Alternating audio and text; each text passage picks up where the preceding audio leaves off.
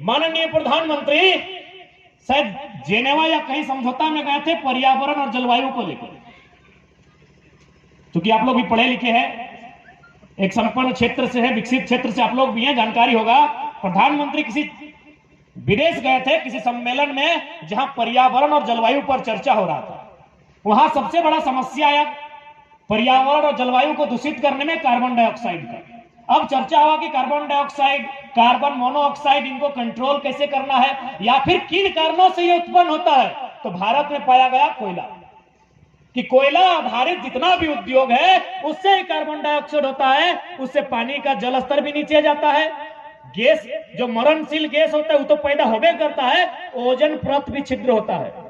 हमारे देश के माननीय प्रधानमंत्री वहां भाषण दे के आए कि हम भारत में कोयला आधारित जो कंपनी होगा, उद्योग होगा, उसको बंद कर देंगे। और जैसे इंडिया वापस आते हैं 100 ब्लॉक बांटते हैं कोयला का, 100 ब्लॉक बांटते हैं। और उसमें से मजेदार बात, 39 को अपना बेटा को, अरे बेटा यानी डायरेक्ट नहीं होता है, गोद लिया बेटा भी होता है, यानी साफ भाषा में कोई एक अडानी नाम करके हैं, बहुत रईस व्यक्ति हैं, 39 को फुल ब्लॉक उनको बांटा गया। इसीलिए हो सके आप उनके फैन होंगे, भले आपको कोई माने किसी और विचारधारा से उत्प्रोत होकर आपको भटकाया जा रहा है, लेकिन आप किसान और कामगार परिवार से हैं। याद रखिएगा, आपका सबसे बड़ा कर्म और धर्म आपका वही बड़ा खेत है। क्योंकि दुनिया की तारीख गवाह है कि राजाओं के राज में भी जितना महत्व राजमहल का नहीं था, उससे कई ज्यादा महत्व किसान के खेत का था। इतिहास को मत भूलिएगा। इसलिए आज एक किसान के बेटे को, एक किसान घर में पैदा होने वाले छात्र को पॉलिटिक्स को जानना होगा।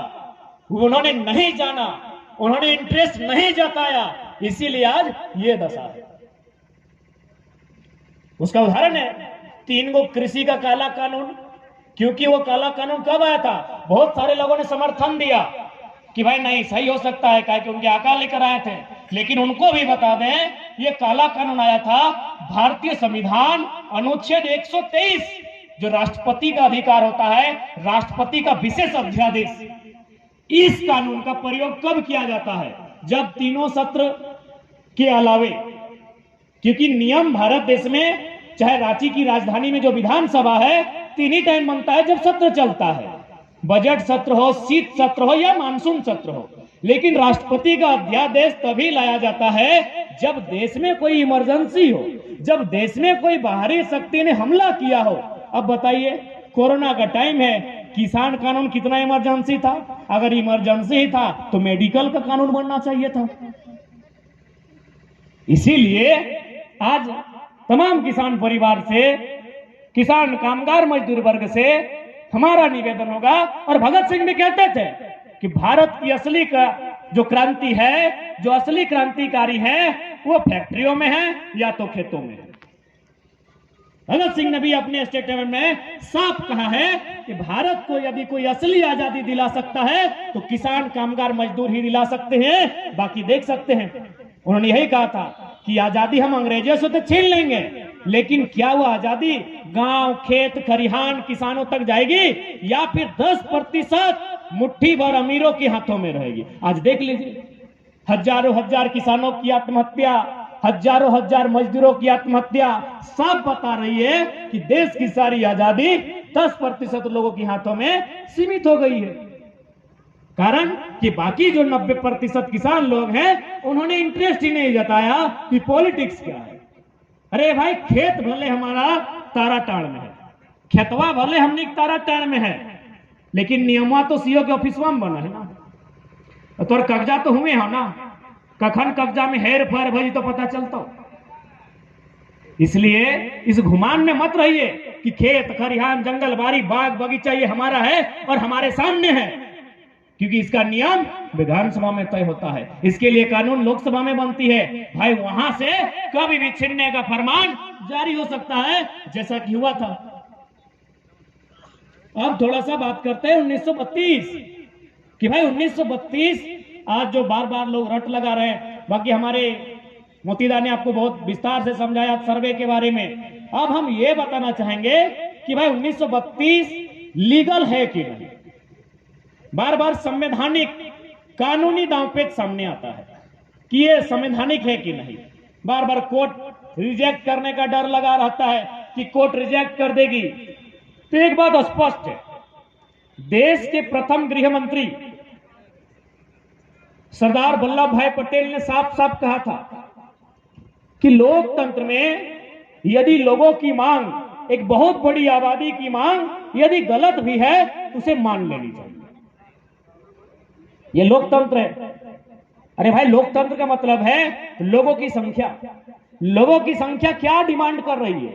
आज मीडिया के माध्यम से हो या फिर अन्य स्रोतों के माध्यम से हो या फिर कानून के जानकारी जो व्यक्ति है उनके माध्यम से आपको यह बताया जाता है कि 1932 का जो खतियान है इसे माननीय उच्च न्यायालय ने 27 नवंबर 2002 के आसपास रिजेक्ट किया था। एक बात स्पष्ट जानिए, रिजेक्ट करने वाला कौन है? ना माननीय हाईकोर्ट।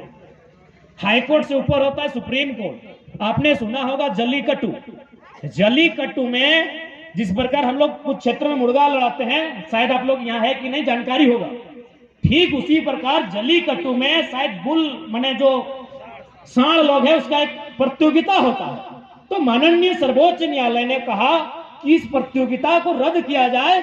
इसलिए रद्द किया जाए कि इससे जानवरों को क्षति हो रही है। जल्लीकट्टू में ये जो प्रतियोगिता थी माननीय सुप्रीम कोर्ट ने रद्द करने का आदेश दिया, लेकिन उसके महज कुछ घंटों में इतना उबाल आया, इतना बवाल हुआ कि तमिलनाडु के लोग सड़कों पर आए और एक लाइन कहा कि जब सुप्रीम कोर्ट का जन्म नहीं हुआ था उससे हजारों साल पहले से हमारी ये प्रथा है। सुप्रीम कोर्ट को बैक होना पड़ा। सुप्रीम कोर्ट को इसी देश में हमने देखा है, सुप्रीम कोर्ट को बैक होना पड़ा। तो अब तो हाई कोर्ट की बात कर रहे हैं। यहां तो हाई कोर्ट की बात हो रही है। जिस दिन झारखंड के 1% लोग, यानी आज मोटा मोटी 3.25 करोड़ की जनसंख्या है, उसका अगर 1% निकालें तो लगभग 3.25 लाख। जिस दिन 1% लोग कभी विधानसभा के बाहर, 1% लोग अगर विधानसभा के बाहर घेर कर खड़े हो जाएंगे और पानी तो छोड़िए अपना पसीना अगर टपका देंगे तो विधानसभा में बाढ़ आ जाएगा। अरे बम बारूद की तो बात ही हमने नहीं किया है जिस प्रकार बिहार और यूपी में होता है, जिस प्रकार मणिपुर में हुआ था और असम में हुआ था। अगर यहां के लोग चुटकी बजा देंगे तो विधानसभा के कोई ईंट हिल जाएगा। लेकिन चूंकि यहां के लोगों में जागरूकता नहीं है, सब इंटरेस्ट नहीं लेते हैं, आज इसीलिए हमारे बीच ये कानून बनता है और गिरिडीह में, गोड्डा में 48 गो मास्टर बाहर का बन जाता है। 1% लोग जिस दिन विधानसभा को घेर कर खड़े हो जाएंगे, जिस दिन इस राज्य में फिर से एक बार सारे लोग सड़कों में आके आर्थिक नाकाबंदी करेंगे कि खनिज हमारा है, जब तक हमें अधिकार नहीं मिलेगा ना यहाँ का कोयला हिलेगा, ना बालू, ना अभ्रक, सब ताला बंद किया जाएगा। कीजिए कितना केस करते हैं आप। जिस दिन ये उबाल यहाँ के एक एक नौजवान, एक एक छात्र, एक एक अभिभावक में आएगा, रांची से लेकर दिल्ली डोलेगा। 1% हम बात कर रहे हैं। हमारा जो जनसंख्या है उसका अगर 1% लोग इंटरेस्ट ले लें तो राज्य की दिशा और दशा एक दिन में तय हो सकती है। यदि आज लोग इंटरेस्ट नहीं लेते हैं तो हम दावे के साथ और तथ्य और तर्क के साथ कहेंगे, आने वाले 20 वर्षों में झारखंड की 20% आबादी शरणार्थी बनकर रह जाएगी। देख सकते हैं, धनबाद चले जाइए, ले बड़ा बड़ा ओपन कास्ट, किसी एक को डैम को उठाइए, पंचायत डैम, माथेन डैम, तेनू घाट का डैम, चांडिल का डैम। चांडिल का डैम बनने में 116 गांव डूबा है। उन लोग 6 तारीख को धरना में बैठने वाला है। चांडिल डैम आज से 50 साल पहले बना है, आज तक अधिकार नहीं मिला। इसलिए झारखंड है, आप इस गुमान में कतई मत रहिए कि हम तो बरगद के पेड़ के नीचे मेरा गांव है, सुंदर सुंदर आम है, सुंदर सुंदर पीपल का पेड़ है, छोटा छोटा नदी नाला है। इस गुमान में कभी मत रहिए, क्योंकि जो गांव आज डूबे हैं, एक एक झटके में, एक एक कानून में 150 गांव डूबा है। हमको लगता है गांडे प्रखंड में मिलाकर 150 गांव होगा, मिलाकर 150 गांव होगा। चांडिल डैम एक योजना में 116 गांव डूब गया, 116 गांव। बोकारो बीएसएल सुने होंगे, आपके रिलेशन वगैरह कोई जॉब करते होंगे, 84 गांव विस्थापित हुआ है एक कानून में।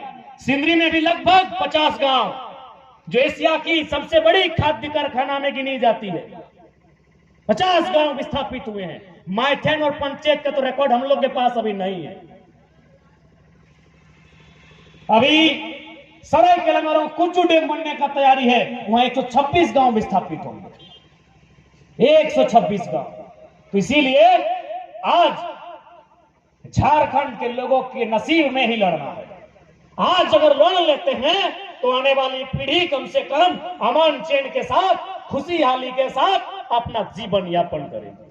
और अगर आज लड़ने में चूक होती है, आज यदि बोलते कि नहीं हमको लड़ने में इंटरेस्ट नहीं है, न जाने कौन सा फरमान बनेगा, क्योंकि आप भी बड़ाकर नदी के किनारे हैं, क्या पता कोई नया डैम आ जाए। क्योंकि राज्य को चलाने वाले मुट्ठी भर पूंजीपति लोग हैं। डैम भले बोला जाता है कि यहां मछली पालन होगा, ये पानी किसान तक जाएगा, गलत बात है। सारा पानी कंपनी और फैक्ट्री को जाता है। तो जिस दिन मुख्यमंत्री के किसी रिलेशन का या प्रधानमंत्री को उसी बेटे का मन आया कि यहां फैक्ट्री खोला जाए, नदी को टेका जाए, न जाने कितना गांव डूबेगा, कोई जानकारी नहीं। अब आप कहेंगे कैसे? गोड्डा उदाहरण है। गोड्डा में अडानी प्राइवेट लिमिटेड कंपनी ने बिजली प्रोडक्शन कर रही है ना, 768 मेगावाट बिजली प्रोडक्शन हो चुका है, उसे बेचा भी जा चुका है। किसको? बांग्लादेश को। हमर पानी हमर पसीना, हर बिजली जले तो शेख हसीना। पानी हमर, टप टप टप टप पसीना हमर, बिजली बनते हमर जमीन में, और बल जले तो बांग्लादेश के महारानी। पूरा दुनिया में ऐसा अन्याय कहीं नहीं हो रहा है। अडानी प्लांट का हम लोग थोड़ा सा स्टडी किए कि झारखंड आने से पहले ही प्लांट कहां बसने वाला था। उड़ीसा में जमीन मांगा गया, उड़ीसा में जमीन नहीं मिला। बंगाल में जमीन मांगा गया, बंगाल में जमीन नहीं मिला।